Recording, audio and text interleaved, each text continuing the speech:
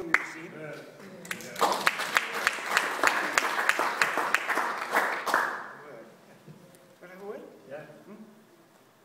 I'd like to talk about the film and how you made it. I can't really remember. I do bits and pieces. I know the hop picking was about 1950, maybe 48, 49. Oh, right. It was long before hop picking machines. Yes, yeah. We didn't have a hop picking machine until 1957. We were about the last to have it. And your bagging then looked very labour intensive. Well, it was. You see, we had, in the 50s when we were in full production, we had hundreds of people. There would be 2 people doing that. And the people we saw in the picture there, were they people who came in for the season? Yes. They went for a minute. Well, at our peak, we had 6 bus loads from Hereford every day. And then we had 2 bus loads living on the farm. And then there were travellers with their caravans and all the local people. They were the best pickers because they used to reckon to earn enough money in hop picking to clothe the children for the year. And these travellers came in were they Irish travellers? Or? No, English families with their caravans and horses. They were good pickers, but they were the dirty pickers. They're fast, but they were... But when I was doing the bushling, until about 1947, I think it was, I wouldn't bush them till they were clean. But then they would go there and they would clean on the top and dirty underneath. By that you mean that they got lots of leaves in. They weren't individually picked. Were there lots of leaves in there? Oh yes. That's what makes them dirty. The gypsies, they just go like that. They wouldn't. Yeah.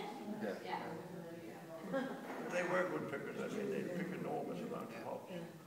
Peter? I was just observing. I was at your farm picking. In 1948, 49. Yeah. Don't believe me, he's too young. Yeah. we used to be allowed to, or made to pick in the morning, and then we played in the afternoon. Yeah. That's right. Yeah, well, this is what the children... It was surprising how they used to make the children work. Yeah. So the children were taken off school? Oh, this is in those days, the children were all allowed to come hop picking. But after the war, they tightened up and they couldn't, because the buses used to come at 6 o'clock in the morning and work till about 5 o'clock in the evening. It was like camping, actually. So we used to come out from Tupsley by bus, one of your buses, and then our mothers would make a fire. I think you provided the wood, and then we would have a cook-up of, bacon and egg or whatever, and then we'd work for the morning and then play in the afternoon. Well, you see, we used to supply faggots, bottles of wood about that long, for people to have their fires. And then there used to be a fishmonger coming selling bloaters and things like that. And my first business deal was we used to have ice cream vendors come in. And I said to one of them, if I stop anybody else coming, can I have an ice cream a day? And that's what happened. But hopping was never the same once hand-picking ceased. Because you see, when after the war, they couldn't come till 9 o'clock. Then you're taking their children to school, and then they have to go at 3. Well, they couldn't earn any money. But our early hopping, the first hopping, was just like John's hopping, exactly the same. But then it was mechanized with a machine to cut the vines and pull them automatically. And but still you had to put them on the machine by hand. When did the short hops become popular? Well, I can tell you a little story about that. I was in America at the International Hop Convention with Dr. Neve, who sadly died recently. And we found that the Americans were trying to do this. We hired a car and found them. And they were like Rosa Beecher's Brooks. And he said to me on one of the hop cars, well, in my breeding program, I'm throwing away plants with dwarf habits. So he went back and selected them, and we had our first ones in 1992. And now that has saved the English hop industry. Why? Well, there are hardly any hops. The cost of production is so much less. I mean, you saw that army of people hand-picking, when there were an army of people with the machine. With the harvester, you've got a mobile harvester, so you have 2 or 3 people hauling the hops, and then you have 1 person running the machines and 1 loading, and that's all you have, unless you have a couple of people picking leaves out. When they used to have 35 people, I think, in for 2 machines, and that machine does the similar work. Of course, it's all automated now. The kilns are all automatic. But I dried hops with a hurricane lamp, with an anthracite fire. Then we went to coke. Then we went to the oil like that farm. And then now we're drying with gas.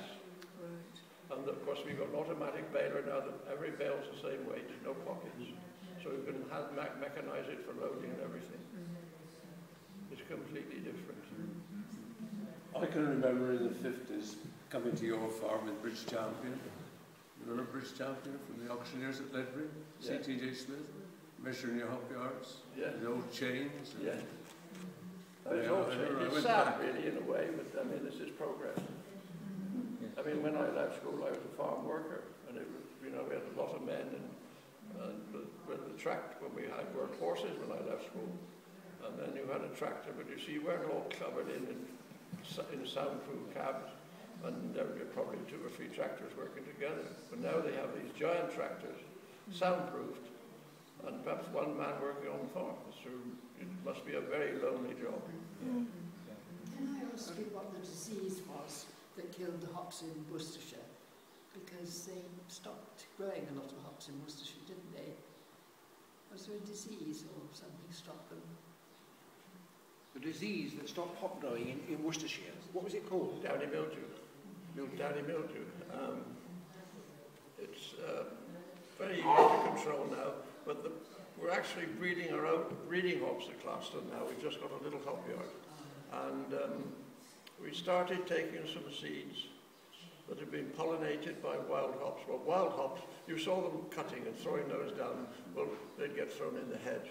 And over the years, they built up downy mildew resistance, powdery mildew resistance, verticillium resistance. And so we've largely overcome that problem. Now, you still have to spray, but a very limited program. See, another thing with the hedgerow hops, 40 gallons to the acre is against 200. See, it's a huge thing.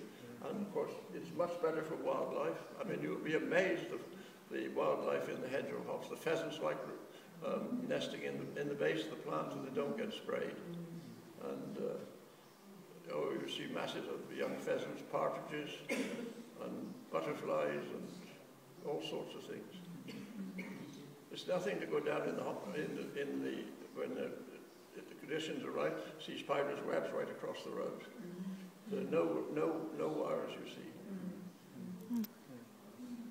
Right. Well, thank you. Thank you. We'll have, if John would like to have a word after the interval, we'll have some refreshments. Yeah. Okay. Thank you. Thank you.